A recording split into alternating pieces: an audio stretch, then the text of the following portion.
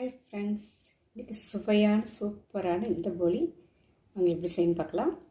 பாருங்க, நல்லா வெள்ளை வெளியேன்னு இருக்கும், கொஞ்சம் மாதிரி இருக்கும். வாங்க இது எப்படி செய்யணும் பார்க்கலாம். வரணும் இந்தமாரி இருக்கணும் மைதா மாவு.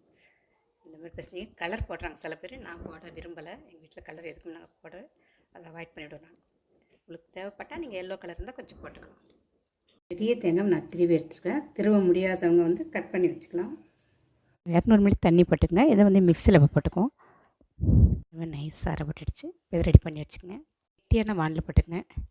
அதில் இந்த தேங்காவை அதில் போட்டுடுங்க.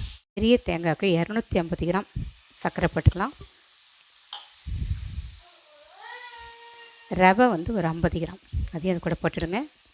கெட்டியாகிடுச்சு. கொஞ்சம் ஏலப்பொடி போட்டு நிறுத்திடுங்க. இதை கொஞ்சம் ஆறட்டும். மைதா உருண்டை எடுத்துக்கங்க. அதுக்குள்ளே இந்த பூரணத்தை வச்சுட்டு எல்லாத்தையும் நல்லா அப்படி க்ளோஸ் பண்ணிக்கோங்க.